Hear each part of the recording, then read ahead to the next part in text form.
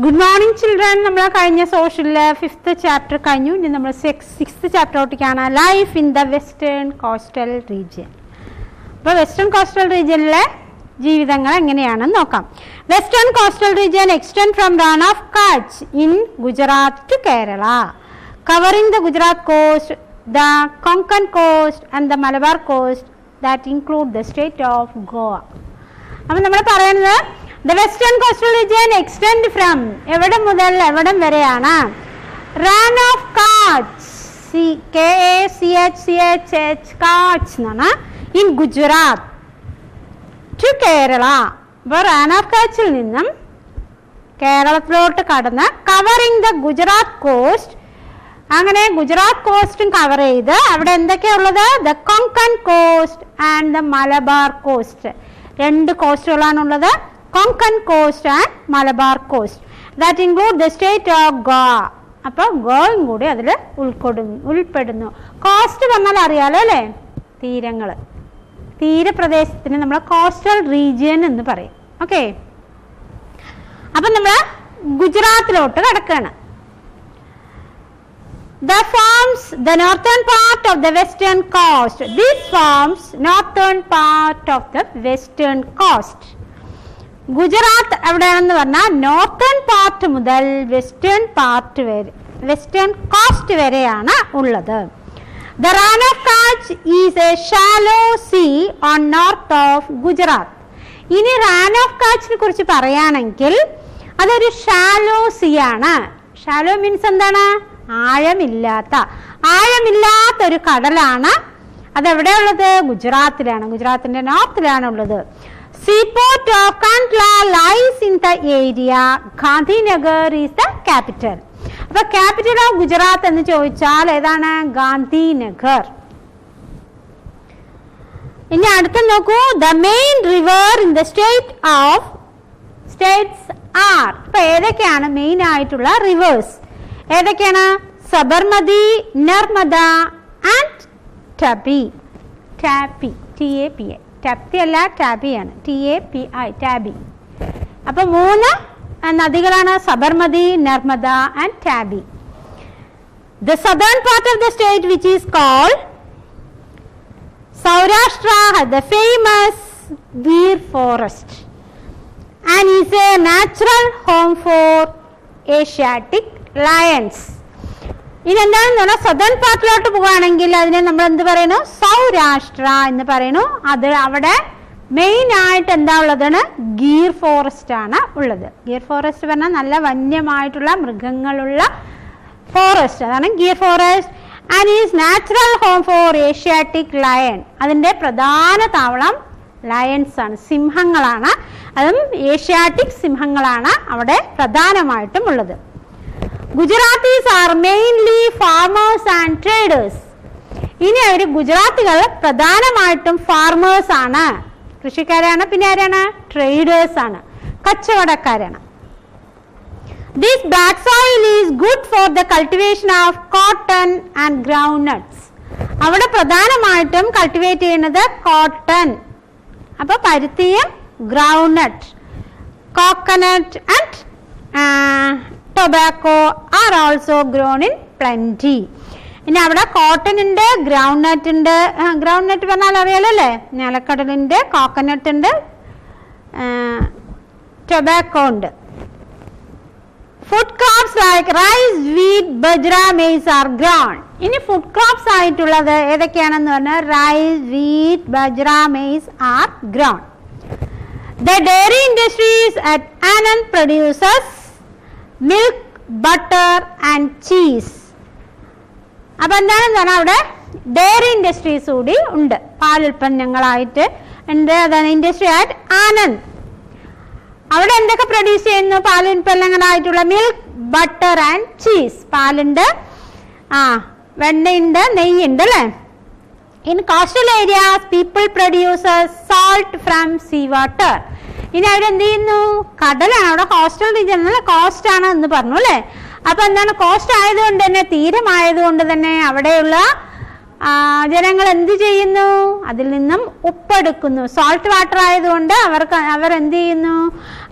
ഉപ്പാണ് അതിൽ നിന്നും പ്രൊഡ്യൂസ് ചെയ്യുന്നത്. People produce salt from sea water.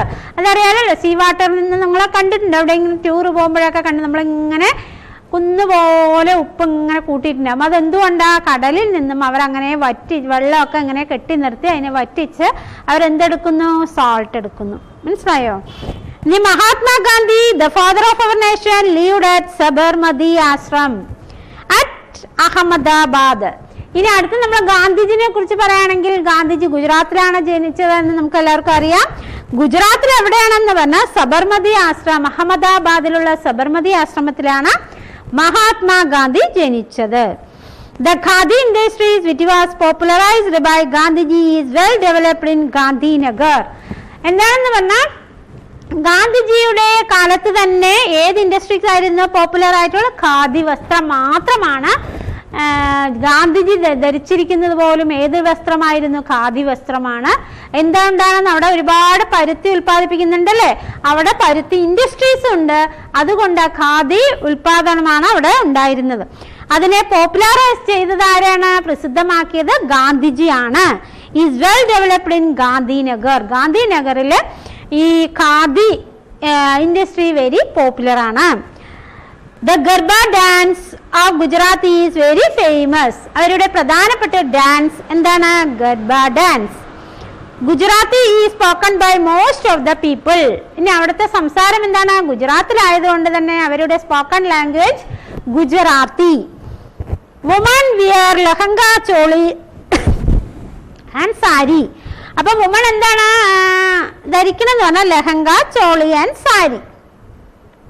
Men wear churidar or pajamas with kurta. അപ്പൊ മെൻ ഏതാണ്? പൈജാമയും കുർത്തയുമാണ് ധരിക്കുന്നത്. അപ്പൊ ഇത്രയുമാണ് ഗുജറാത്തിൽ ഉള്ളത്. അടുത്ത നമ്മൾ പോവാണ് Daman Diu. The union territories of Daman Diu are also in this region. Daman and Diu അത് രണ്ട് സ്ഥലമാണ്, ഡാമനും ഡ്യൂ. അപ്പൊ people here speak Hindi and Gujarati. ഇവിടെയുള്ള ജനങ്ങൾ സംസാരിക്കുന്ന ഭാഷയാണെങ്കിൽ ഹിന്ദിയും ഗുജറാത്തിയും ആണ്.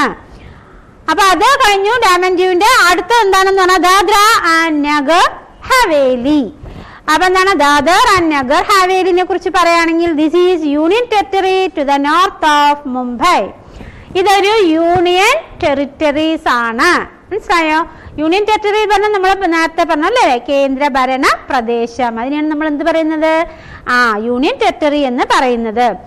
Many of the tribal people live here. അവിടെ ഒരുപാട് ട്രൈബൽ ആയിട്ടുള്ള ജനങ്ങൾ അവിടെ ജീവിക്കുന്നുണ്ട്. Silvassa is the capital. സിൽവാസയാണ് അതിന്റെ തലസ്ഥാനം. People speak Hindi and Gujarati. അവിടെയുള്ള ജനങ്ങൾ സംസാരിക്കുന്ന ഭാഷ ആവട്ടെ ഹിന്ദിയും ഗുജറാത്തിയുമാണ്. ഇതാണ് ദാദർ ആൻഡ് നാഗർ ഹവേലിയെ കുറിച്ച് പറയാനുള്ളത്. ഇനി നമ്മൾ അടുത്തത് പറയുകയാണെങ്കിൽ മഹാരാഷ്ട്ര. അപ്പൊ നേരത്തെ നമ്മൾ മഹാരാഷ്ട്രയെ കുറിച്ച് കുറച്ച് പഠിച്ചിട്ടുണ്ടായിരുന്നു. ഇപ്പോൾ നമുക്ക് മഹാരാഷ്ട്രയെ കുറിച്ച് ഫുള്ളായിട്ട് പഠിക്കാം. The western Ghats separate the Konkan coast from the Deccan Plateau and Maharashtra is situated in the Konkan coast overlooking the Arabian Sea. ഇനി എന്താണ് മഹാരാഷ്ട്രയെ കുറിച്ച് പറയുകയാണെങ്കിൽ western Ghats separate. Western Ghats ആണ് എന്താണ് വേർതിരിക്കുന്നത്. എന്തൊക്കെയാണ് വേർതിരിക്കുന്നത്? Konkan coast from the Deccan plateau. Konkan കോസ്റ്റും ഡെക്കാൻ പ്ലാറ്റ്യൂവിനെയും തമ്മിൽ വേർതിരിക്കുന്നതാണ് western Ghats. And Maharashtra is situated in the Konkan coast. അപ്പൊ മഹാരാഷ്ട്ര ഉള്ളത് കൊങ്കൺ കോസ്റ്റിലാണ്. Overlooking the Arabian sea. Arabian സീന്റെ അഭിമുഖമായിട്ട് സ്ഥിതി ചെയ്യുന്ന സ്ഥലമാണ് മഹാരാഷ്ട്ര. അതുപോലെ തന്നെ Mumbai is the capital is very important port and industrial centre. അപ്പൊ മുംബൈ ആണ് അതിന്റെ ക്യാപിറ്റൽ. ക്യാപിറ്റൽ പറഞ്ഞ തലസ്ഥാനമാണ്. മുംബൈ ആണ് capital. Is very important port.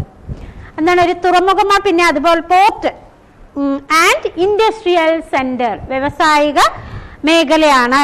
We have already studied about Mumbai is the third standard as well as one of the biggest metropolis of the country. നമ്മൾ third സ്റ്റാൻഡേർഡിൽ ഇതിനെ കുറിച്ച് ഒരുപാട് detail ആയിട്ട് പഠിച്ചിട്ടുണ്ട്.